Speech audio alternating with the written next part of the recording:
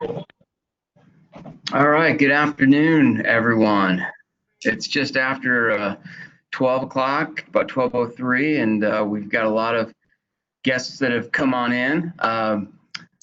Just wanted to welcome you all on behalf of the ACMP Carolinas chapter. My name is Chris Lapata. I'm a board member on ACMP, and we're really excited about the content that we are going to be delivering today. We have a guest with us who's going to be delivering a subject matter called the neuroscience of change. Dr. Tracy Brower, our keynote speaker, is a PhD sociologist and a principal with Steelcase's Applied Research and Consulting Group. Tracy studies the sociology of work and the changing nature of work, workers, and the workplace. She is the author of Bring to Life by Bringing Life to Work, Bringing Work to Life by Bringing Life to Work, and a contributor to Forbes.com and Fast Company magazine. As just some housekeeping, would love for everyone to please go on mute. And then Tracy is going to have some questions throughout her presentation discussion. And we'd like to make sure that you all put in your answers to those questions in the chat box.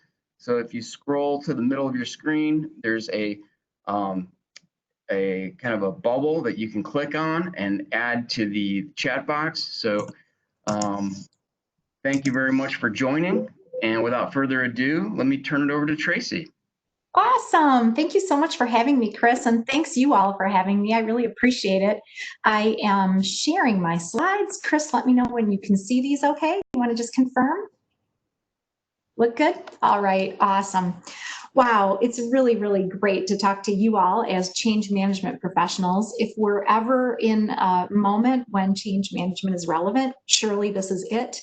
And you all are in the thick of things more than lots of other types of professions. So really, really looking forward to our conversation today. So I believe, and we believe, that this will be the most significant reinvention of work in our experience. And I think we've got such a huge opportunity here. On the one hand, we can absolutely come back from the coronavirus pandemic. We can be responsive, we can do the right thing for people, companies can get back on their feet. And we can go even further. We can use this as an opportunity to reinvent and reimagine and really use this as an accelerant to go even further than we might have been able to go before. So I think it's tough times, it's hard times. There's a lot we need to get through, and we'll talk about that today. But I think there's a real case for optimism and cause for optimism in terms of how we can use this to reinvent and reimagine. So first of all, let's talk just a little bit about some of what people are struggling with, because I think what's really interesting about these times is that this change is so ubiquitous. You know, so many times I think we as change management professionals are helping others through change. And sometimes we're going through it ourselves to some extent, but we're really able to help others who are maybe going through it to a greater extent, depending on the kind of change we're facilitating. But this is such a unique moment in history because we have this shared experience globally. I've been doing all these webinars with EMEA and APAC, and just really learning and listening beforehand so that I can be relevant on those webinars. And it's amazing to me the commonality of experience that we all have. And we're all unique and we're all different, and we're all going through this in some similar ways. And one of the things we know is that we are struggling from a mental health standpoint. There's one piece of research that suggests that 75% of people are experiencing social isolation, which is not a surprise to us at this point. What's interesting is that there's absolute correlation between social isolation and working from home. So the longer we work from home, the more we're likely to report that we're experiencing social isolation. And the other thing that's relevant here is that we are facing some really significant mental health challenges. 67% of people say they have stress and 57% anxiety. But look at, we're even having having difficulty juggling tasks and responsibilities, some of us. There's just this really interesting process that we're going through. And we all know when we're going through change, it can be so mentally taxing, cognitively taxing, emotionally taxing. And that's what we're facing today. And so we have this huge opportunity as individuals and companies to kind of elevate this discussion about mental health. So many companies are expanding the programs and processes they offer to employees to support them in these areas. And this is part of the reason why. We know at Steelcase that well-being is absolutely holistic. It's about physical and cognitive and emotional. And in some cases, working from home so much has eroded our abilities and our general sense of well-being in a lot of ways. So this is the thing that's so important for us from a change management standpoint, is our amygdala. Our amygdala, as you know, is kind of our prehistoric brain. It's our fight or flight brain. It is the part of our brain that causes us to make split-second decisions. And the interesting thing is that when we are in situations of threat or danger, perceived threat or danger, perceived uncertainty, perceived ambiguity, our executive function can become less active and our amygdala more active. And so we're actually less able to make the mature response. We're less able to kind of manage ourselves just at a basic neurological level. And our amygdala can take over. One of the things that's causing cognitive dissonance right now is that we are social creatures, we are tribe animals, and we know that there is safety in numbers. A lot of times when there is threat or danger, we say to ourselves, gosh, our immediate kind of reaction is that we want to have strength in numbers. In fact, super interesting, my husband and our son were snorkeling in Honduras, which is, for the record, one of the most awesome places you could ever go for vacation. I highly recommend it. And they were doing this night snorkel, and they were going to be looking for sharks, not looking just for sharks, but looking for sea creatures at night. And so the guide, which of course made me really nervous, but the guide said to them, he handed out cans with coins in them. So the instruction was to shake your can of coins to make noise. And the other instruction was to swim together with the group, because the shark would misinterpret you as a group swimming together for another large creature. So I don't know how much that comforted me, but I think it's an interesting kind of anecdote to make the point that when we can't get together in numbers, when we can't group together and find those connections in the same ways, that can cause some cognitive dissonance, because that is our instinct and that is our desire through these times. So let's talk about how we get through this. First of all, I have a question for you. So Chris talked about the chat. If you go to the middle of your screen and kind of click on the chat, and you can go ahead and start entering this anytime. Just enter your A, B, C, or D. Here's the question for you. To what extent has your well-being been compromised through the pandemic? A lot. Honestly, I'm struggling and it's tough. B, somewhat. It's been tough, but I've been trying to keep my chin up. C, not so much. It hasn't been as terrible for me. Or D, none of the above. It's a long story. I think this is a really, really interesting one, because we can be in really different places throughout our experience of the pandemic. And it can matter what region we're in. It can matter what news we're paying attention to or not. It can matter who we're close to and the people that we're going through this with and their struggles and challenges. So there are so many variables here that affect our overall sense of well-being. So Chris, in our highly scientific study, what is the preponderance of answers that you're starting to see in the chat? Yeah, thank you, Tracy. Seeing a lot of B's, a lot of C's, one D, two D's, Good. but a lot of B's and C's. There was one person that said they're a C. They're not so much. It has not been terrible, and they feel guilty about it. So I don't know what that means. But question for you, Tracy: does someone's personality makeup kind of influence how they might answer this?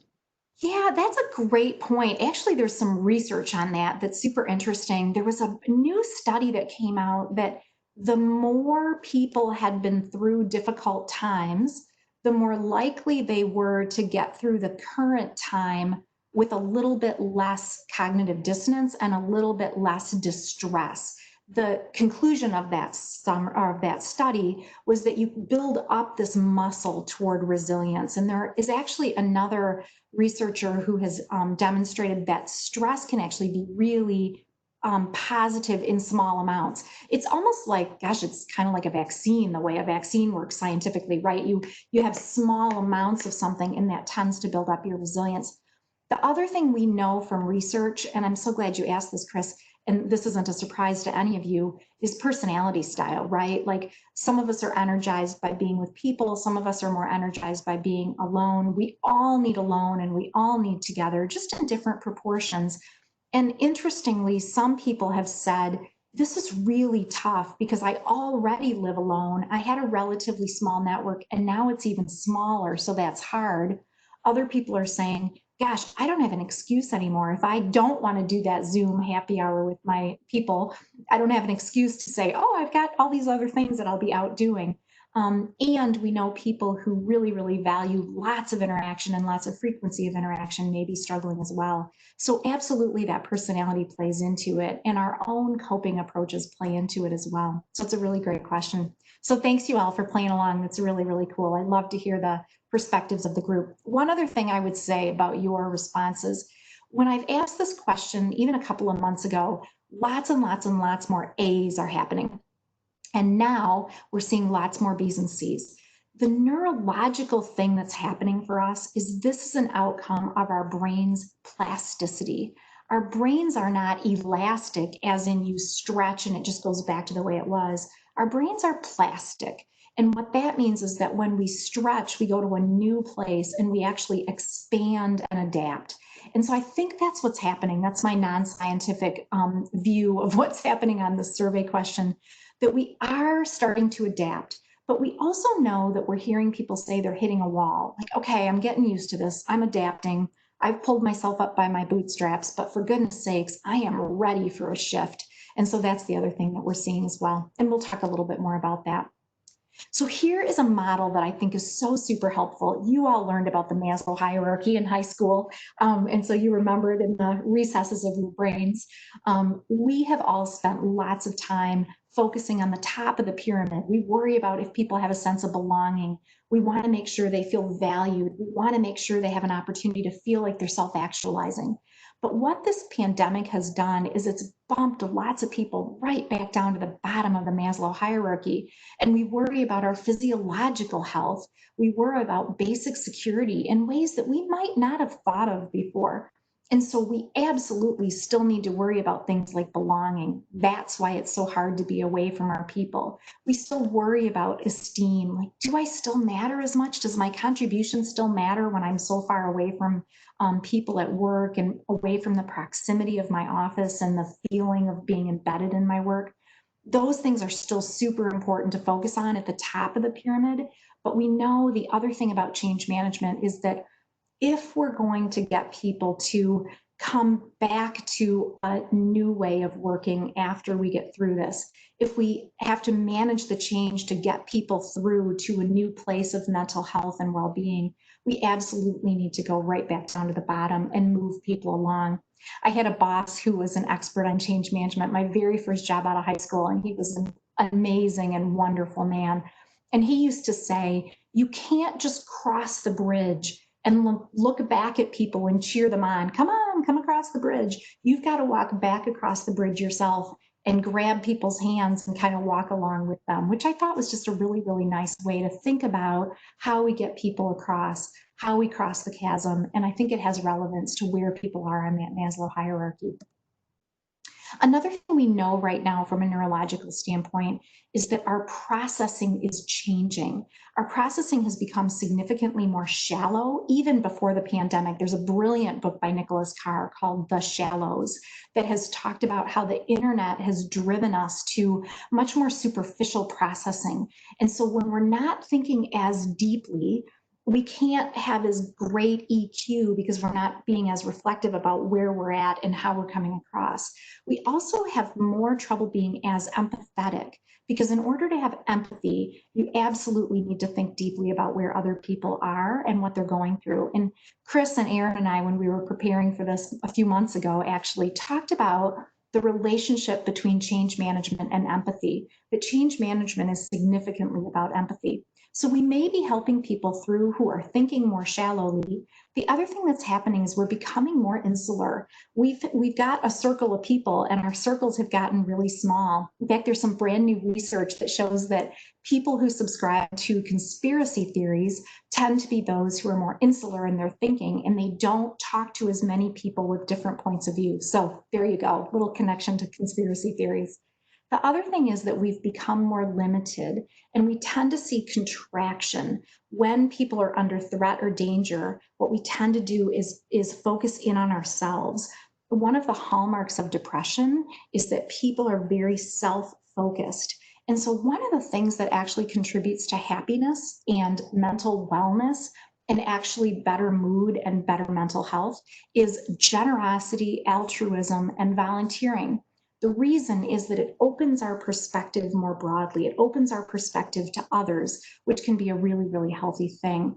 And there was a really interesting, this is actually a quote from Jewel, you know, the singer Jewel, who I'm not sure is an expert in psychology, but I love this point she made somewhere along the line, that we're always in a state of either contracting or expanding, depending on what's going on around us.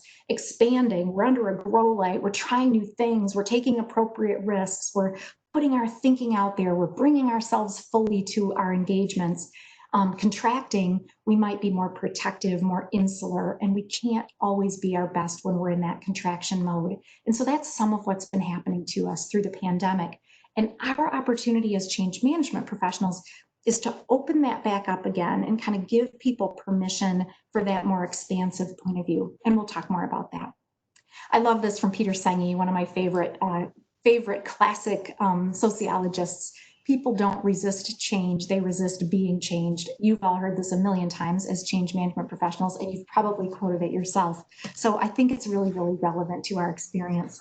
So here's a question. Is change management dead? I heard from a senior executive when we were having a conversation about change management that change management is dead. And you know what? It should be dead, because change management is just about manipulating people. Change management is just about getting people to do something they didn't want to do in the first place. And I'm guessing that you all don't see it the same way. I don't see change management as manipulation. But I do think it's an interesting question to ask. Like, where are you at in this change management dialogue? Do we need to change the vernacular? Do we need to change our systems and processes? Are we absolutely right about the foundations for change, and that will apply going forward? So here's the question for you. Is change management dead? Go ahead and put your answers, A, B, C, or D, in the chat. A, yes, let's move on already. B, sort of, we need to think about it in new ways. C, not at all, it is very important at this time. Or D, I have no idea, I need a cup of coffee to answer this one. So I'm really, really curious about your impressions on this one. I can't wait to hear what you have to say, because you are you're the well, right? This is talking to the master chefs. This is talking about cooking with master chefs. So Chris, what kinds of majorities are we seeing in terms of the votes on this one? Wow, I was just doing some ticking of a box. And I'm seeing a ton of C's. I mean, the majority overwhelmingly are C's. Some B's sprinkle in there, no A's or D's yet. Awesome. There was a comment made by our chapter vice president, Jonathan. Thanks for sitting in. He said, C, not at all. It's very important at this time, but we're starting to see it integrated in other disciplines, i.e. leadership, project management, which is a good trend. Great comment, Jonathan. Oh, I love that point. I'm sorry, you said that was John? Jonathan Blatt, yeah, our chapter vice president. Thank you so much for that point. You know, I think that is a really, really good point. You know, it's really funny. I mean, I work for Steelcase, and we always say, you know, we're trying to get the workplace on the minds of executives, right? Like, historically in our industry, we've always said, how do we get this on the minds of executives? How do we get this on the minds of decision makers? And one of the interesting things that's happened is that all of a sudden the physical environment and the culture and the workplace are absolutely on the minds of senior executives. But the same is true of change management, right? Like, this is absolutely going to be a live or die kind of skill for companies, for leaders, for executives, because executives have got to restart their organizations. Executives have got to figure out how to pivot. Executives have got to figure out how to accelerate. And when we accelerate, we're by definition changing the pace that we were at before. So I love the point, Jonathan. That's really, really, really great. Like, it may be that it's integrated, maybe it's more on the radar screens. And as it becomes integrated, we have an even greater sense of how important it is. So really, really appreciate that. That's terrific. Yeah, I'm going to think more about that. That would make a great article. I might have to quote you on that somehow, or reach out to you, Jonathan, or anyone on the call. So yeah, this is really hard. And the reason it's so hard is because since we were all sent home, we have less choice. We have more friction. There's a lot of intensity in the way that we're working today. We don't have the variety of moving about a campus, or driving to a client site, or even going out to dinner on a weeknight to kind of get away from things. We're focused on the camera, and it's a super intense kind of experience. And what that does is it tends to exhaust us. And that makes it tough to work through the change when we're already exhausted and starting to hit that wall. So I think that's an interesting point. So let's talk more about neuroscience as it relates to our connections. There's a brilliant sociologist, Robin Dunbar, who again is a classic sociologist, and he has something he calls Dunbar's number, which I've always really, really valued. The idea is that as human beings, we can have meaningful relationships with about 150 people. That's the number of people that you can kind of know in your own head. You don't need a spreadsheet to keep track. You kind of know what's going on in their lives. You kind of know a little bit about their kids. You kind of know what they're facing and what kind of work they do. This is the number of people. If we ever go back to restaurants again regularly, this is the number of people that if you walked into a restaurant, you would be able to just sit right down at the table and join them, and there'd be no awkwardness to it. But our larger groups, our weak ties, a lot of times that's where new opportunities come from. That's where our learning and our stretch comes from. And what has happened is our circles have become much smaller. We may still be in touch with our small groups, but we are significantly losing our connections to those secondary and tertiary networks that are way to the right on this diagram. And so we're social animals. We seek time together when we're under stress. We've talked about that.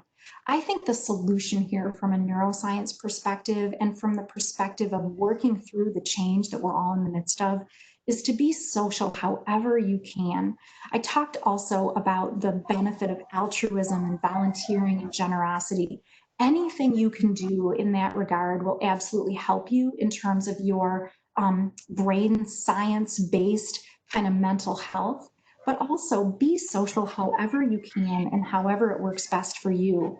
Whatever your personality style is, as we talked about a little bit ago, maybe that's staying connected with a close friend on a walk around the neighborhood once a week. Maybe that's getting together with your Peloton group every Friday morning and staying connected. Maybe that's doing yoga in your cul-de-sac. Whatever that looks like for you, stay connected. That will be a huge distinguisher of people who are able to get through this successfully and not lose their minds in the process. So connections are primary. So here's a question for you. What do you find most difficult about the pandemic? A, lack of choice, autonomy, and variety. You just can't choose the same way you used to. B, new pressures and stresses based on the home basis of work. You're cooking more, you're cleaning more, you're teaching your kids, you're doing childcare, you're doing your work. C, missing people. D, the intensity. Or E, other things.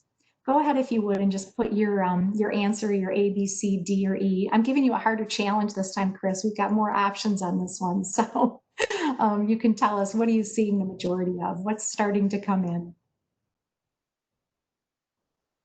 Oh, it's a mixed bag for sure. Some A's. Okay. Kind A of lot of C's. Okay. Only one E so far. A lot of C's. Okay, brilliant. Yeah, this is another one that is super relevant to be kind of all over the board. And I think the other thing about this that we're going through is that it can change from day to day and week to week. I love the analogy of being on a boat. I live in Michigan, so we're surrounded on 3 sides by water, and we live on the west side of the state, super close to the water. And if you've ever been out on a boat for the day, you know that you come back and you're absolutely exhausted. And you say to yourself, why am I exhausted? I've been hanging out on a boat in the sun with my friends, relaxing. Why am I exhausted? The reason is that at a physical level, you're constantly reacclimating. You're constantly finding a new level of equilibrium. Even if you're sitting down on the boat's moving. And so you've got this like core process of always getting back into equilibrium. If only being on a boat were so good for your abs, right? That is what we're going through right now, is that everything seems to be in flux. And just when you think you get used to something, it changes again. And so you're in this constant state of re-equilibrium. You're in this constant state of reacclimating, and you might be in a constant state of disorientation. So I think that like on, last week it might have been, gosh darn it, I just want more choice. And this week it might be all about, oh, I miss my people. We had a birthday that we had to miss. And so I think that this one can change. And part of the neuroscience of change management is being aware for yourself of this. I think bringing more of this to the surface and being super aware can by itself be useful as a reflective process so that you can work on getting through it. Here's the power of choice. I think that another really important element of change management is giving people choice. And that means more choice than ever. I think we've always had a situation where we need to attract people to an office, for example. We need to attract people to whatever our new reality is in change, that the change we're asking people to go to, and overcome the barriers that they might perceive. Today, we experience even more barriers because in order to get back to something, whatever that something is that you're managing or that you're leading, you need to have people overcome barriers of concerns about their safety, concerns about their health, concerned about the well-being of those around them. And so I think more choice for people when we come back to the office, if we come back to the office, how much we come back to the office, more choice about whatever the change is that you are leading, even if it doesn't have anything to do with an office, is going to be a really big thing. And we have always said we want to give people a voice, even if they don't have a vote. One of the really interesting things that's happening, just as we think about the change coming back to the workplace, not back to work because we've been working, but back to the workplace, is a lot of the decisions that are happening right now are very top down. We're hearing from the federal government new restrictions. We're hearing from states new restrictions. We're hearing from senior leaders and organizations new restrictions about policies or practices or protocols. And I think what's really interesting about that is we all know as change management professionals, one of the ways we get people on board is to involve them, to empower them, to give them as much choice as possible. And so I think we need to really be firm about giving people as much choice as possible. We may not be able to give them choice about the what, but we may be able to give them choice about the how. So super simple example, we might absolutely require that we take temperatures when people come back to the workplace, but maybe we can get input from people about how that goes on. We absolutely are going to require that people wear masks, but maybe we get input about certain situations like being in an enclave or being at home where you can take off your mask. So I think there are examples that you can surely think of where the what may not be something we can give people choice on, and that number of what's without choice may be more than what it was pre-pandemic. But now, how do we make sure that we continue to give choice? That will be a big deal in terms of our neuroscience. People don't, at a brain science level, if you feel forced or constrained, you will feel less likely to accept something. So what change management is not is about coddling or a static process. And we are seeing that absolutely today. I think a really great way to think about change management is as an investment in the future. It is a business-driven decision, and you all would absolutely subscribe to that right-hand column for sure. And I think that that is even more powerful messaging today, perhaps. Like, if we're really going to get through this, we need to think about things differently. And think even about the skills that we need. I wrote an article about predictions for the future. And one of the predictions is that there will actually be great opportunities for people from a talent development perspective, because companies are going to need more innovation And companies are going to need more skill sets that are related to entrepreneurial thinking, people who can figure it out and make it up and make mistakes and move forward quickly and make sense of things quickly. And so the opportunity for us to help organizations, whether we're internal practitioners or consultants, is to help them think about how they'll tap into talent differently, how they'll think about shifting their focus as organizations so they can be innovative. There's a brand new research study by PwC, it's the annual CEO study, that talks about how lots of companies are starting new initiatives right now, lots of companies are pivoting, and lots of companies believe they need innovation, but don't feel like they have enough skills on that measure. And I think that is partly a change management perspective, partly a change management challenge. How do we shift our workforce so their thinking is toward this future, toward this innovation, whatever their job is, and toward this improvisation and problem solving? So I think it's a cool opportunity in the change management world. Here's another reason that people may resist change as we think about brain science. When people perceive a loss of control, they will be more resistant. When they feel a loss of face, like I've always done it this way, and now you're kind of telling me that this way isn't going to work anymore, that can give people a sense of a loss of face. One of the things that's interesting is in this experience, a lot of our skills are having to be remade a little bit. Like we may not have had such great skills leading remotely, and leaders need to bring up their game in terms of leading remotely. We may not have had as much skill in managing through ambiguity, but now we need to be better at working through ambiguity. Those are examples where the way we've done it before was absolutely the best we could have done, but the minute we make a change, we say to ourselves, ugh, maybe I feel a sense of not being good enough to get there, or maybe you're telling me that I'm not good enough to get there. And so I think the more we can reassure people that where we've been has been as best as we could do for the previous time, and now we have this opportunity to accelerate. People can worry too about losses of relationships or loss of future, like where are we going and how do we make sense of things? The reason this is important to us from a change management perspective is that if we know what makes people resist change in terms of these kinds of things, it can help us think about how to accelerate through change. The other thing that's super interesting from a brain science perspective is how expectations drive reality. You've heard a million times, I'll believe it when I see it. The opposite is actually true from a brain science research perspective. What we expect to see is what we tend to see. So we are more likely to pick out data in our environment that's coming at us that matches what we already believe.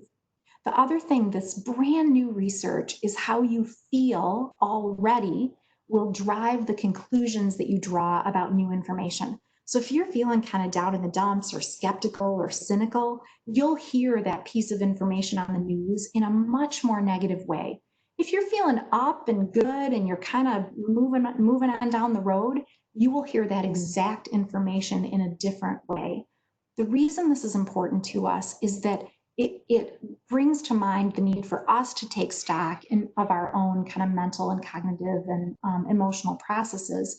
And it reminds us that how our people are feeling, the people whom we're coaching through change, will make a difference in how they hear our messaging.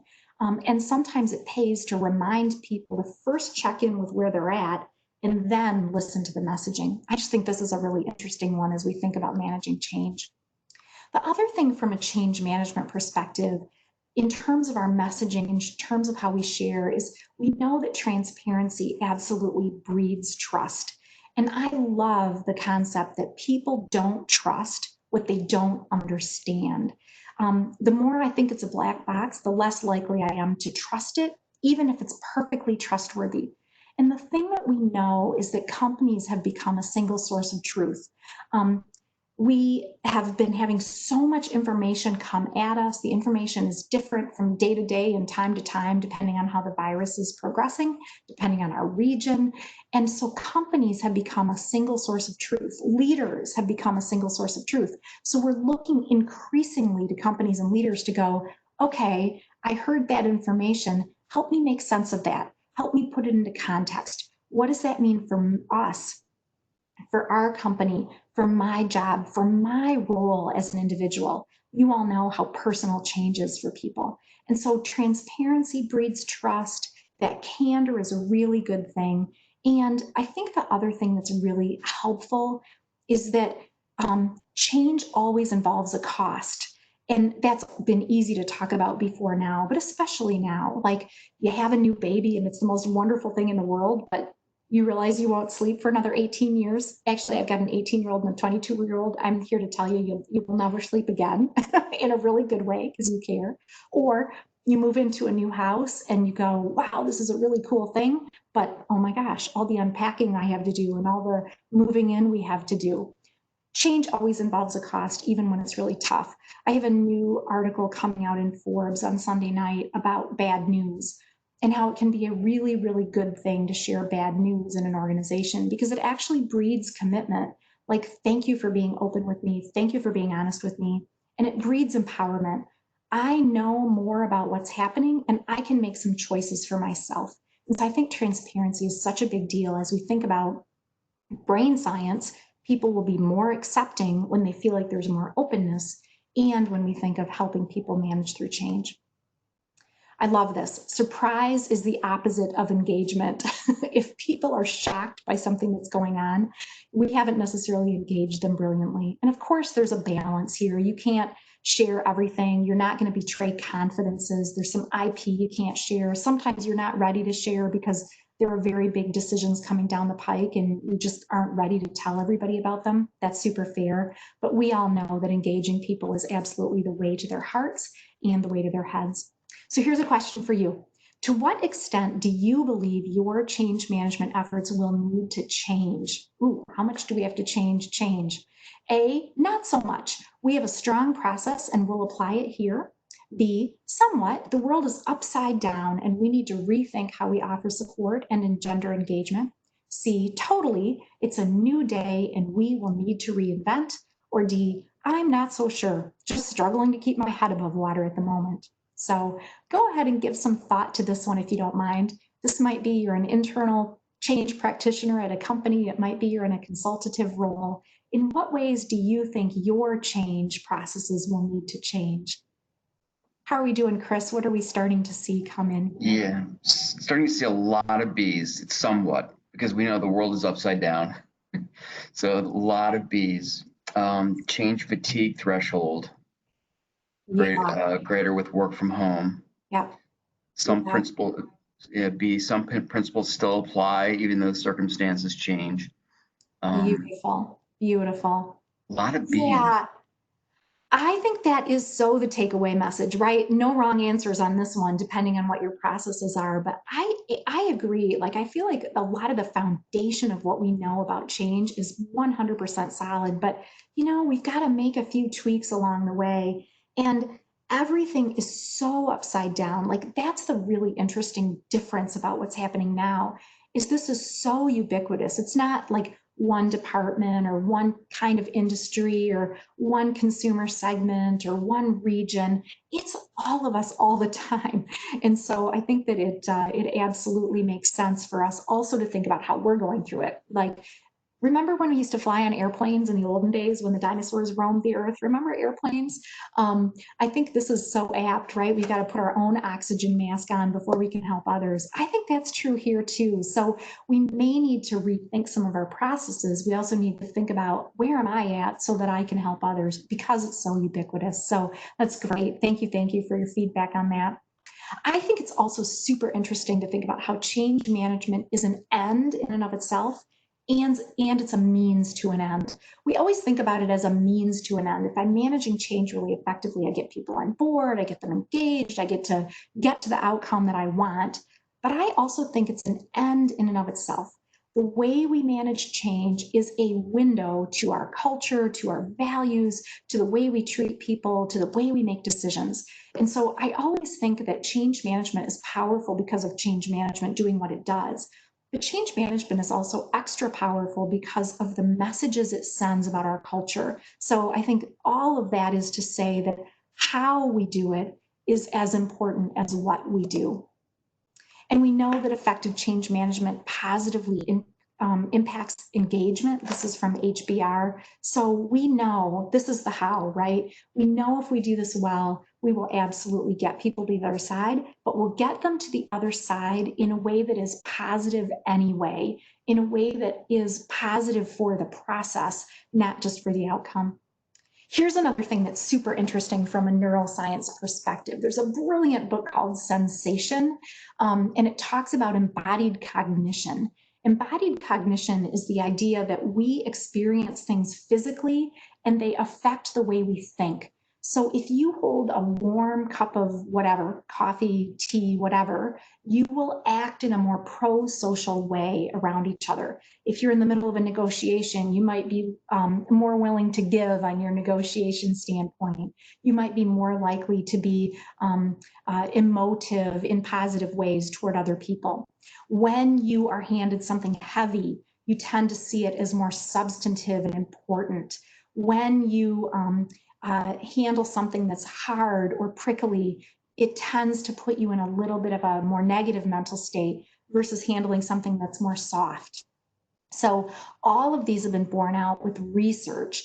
What's really interesting is the metaphorical is the physical. So if you start thinking about the language we use language of warm and cold, hard and soft all the time. He was really hard over on that. Oh, she's a softie. Or, I could really warm up to that idea.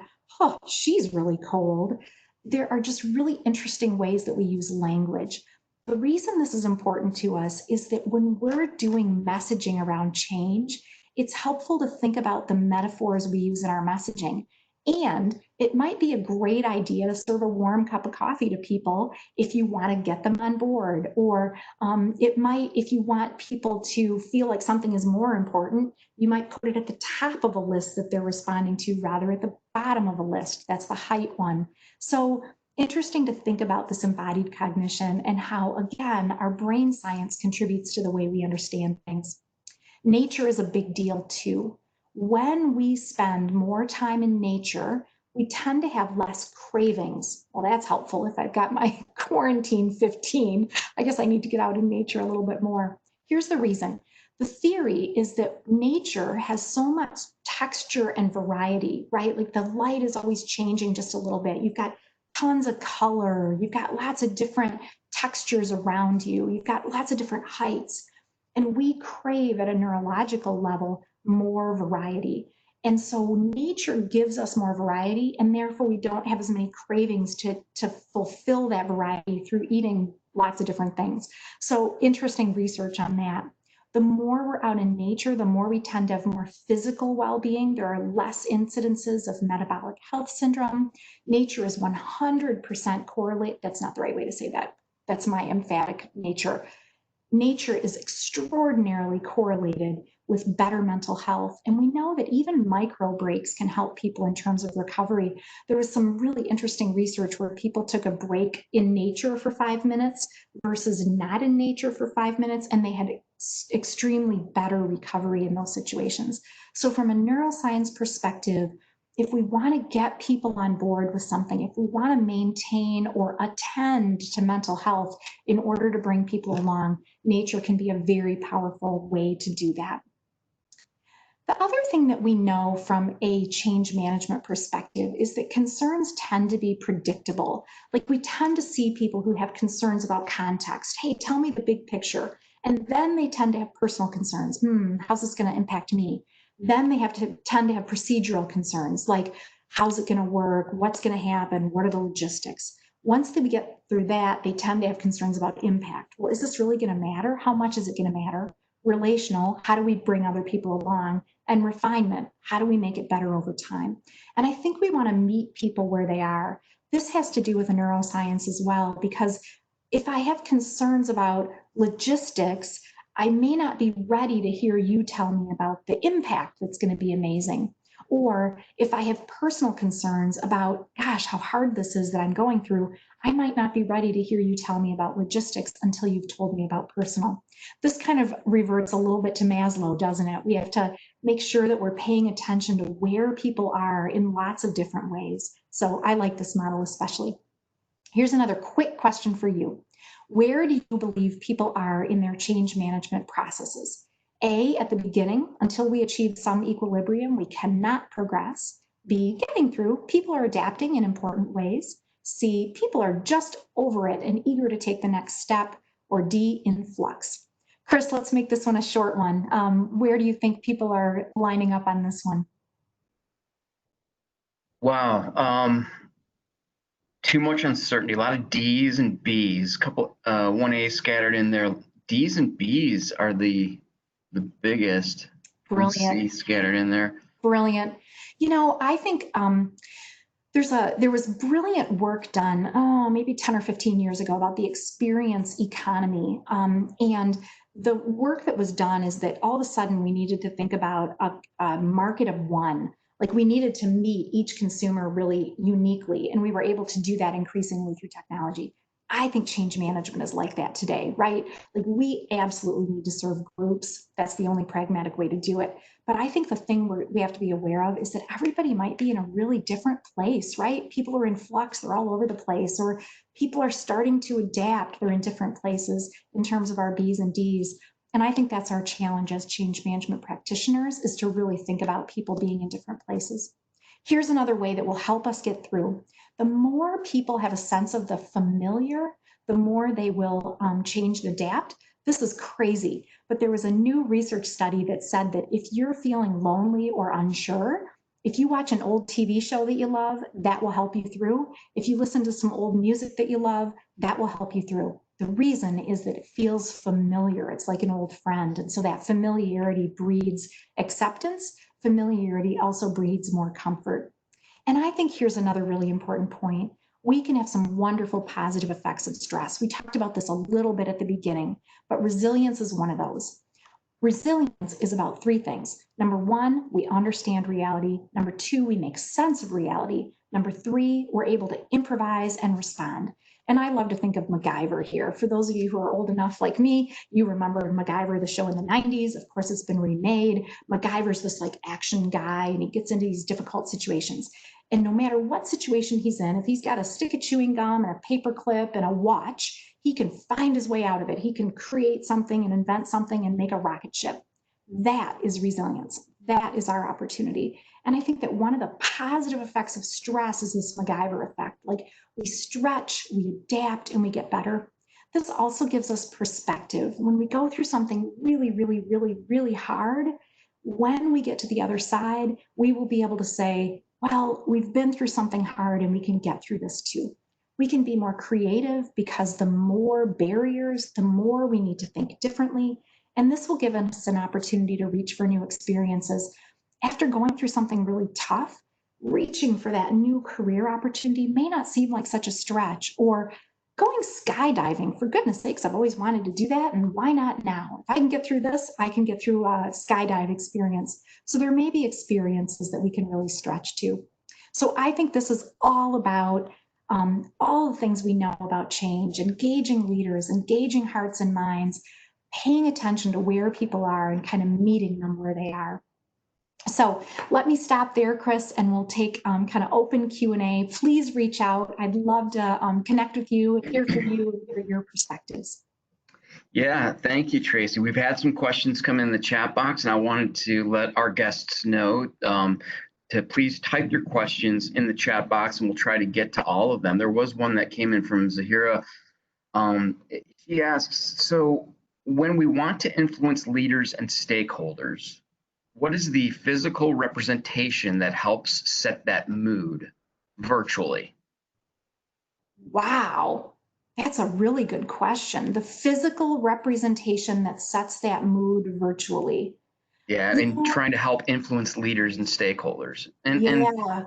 I think that's huge. One of the things that we've been talking about lately is temporal disintegration, right? We're losing track of time. We don't know what day it is. Everything looks the same every day, so we don't have the variety to help us.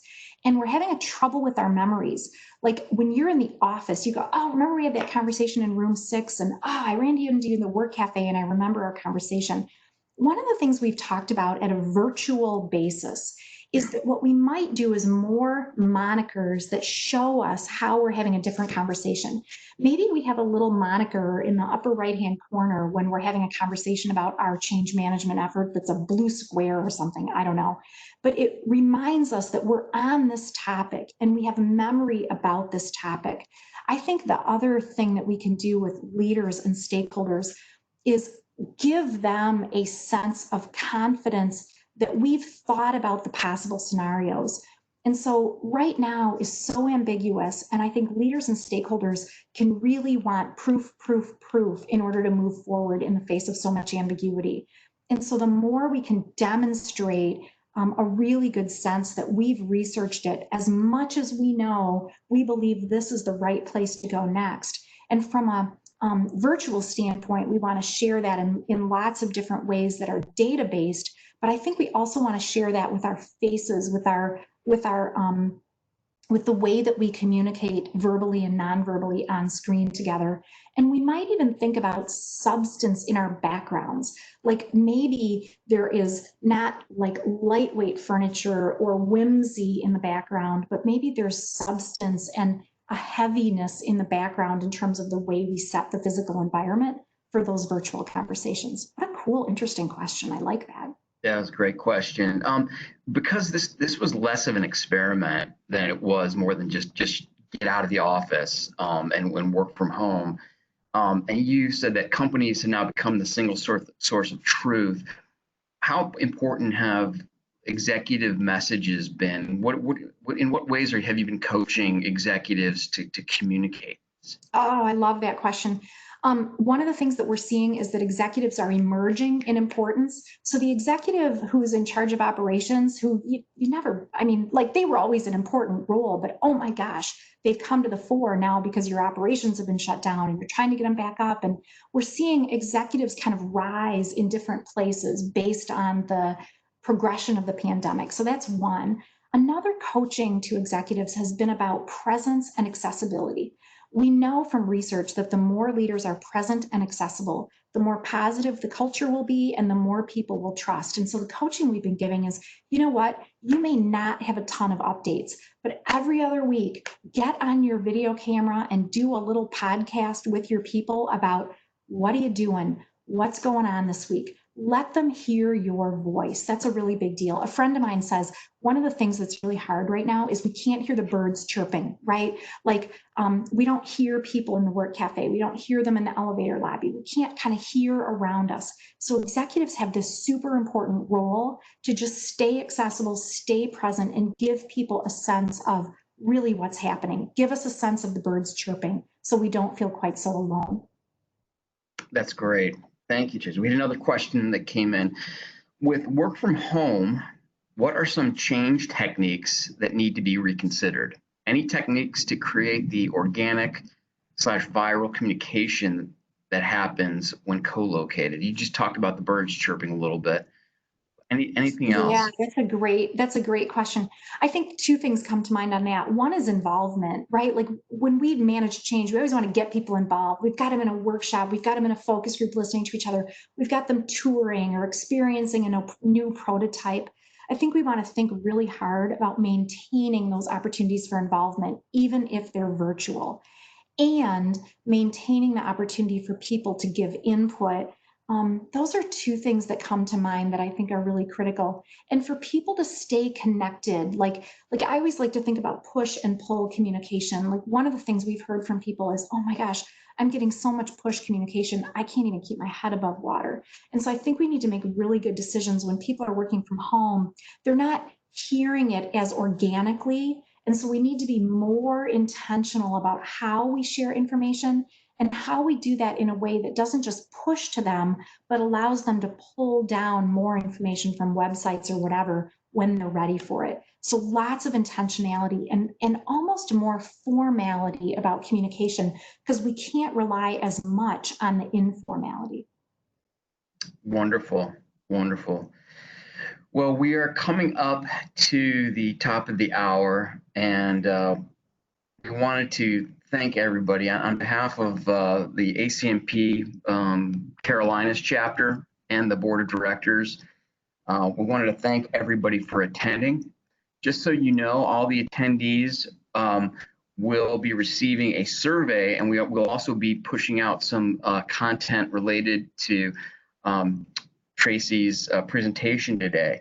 We would love your feedback on the survey. We would love to know what other topics are going to be of interest to you, maybe recommendations on future speakers. But thank you very much for your time. And again, Tracy, you put your email out there. If anybody wants to reach out to you, I'm sure you'd be happy to discuss with them. So thank you, everybody. Thanks for having me. I really, really appreciate the conversation. So glad you could make it today. Everybody be safe, be well, and hopefully we'll be doing these things in person one of these days. So thank you, everybody.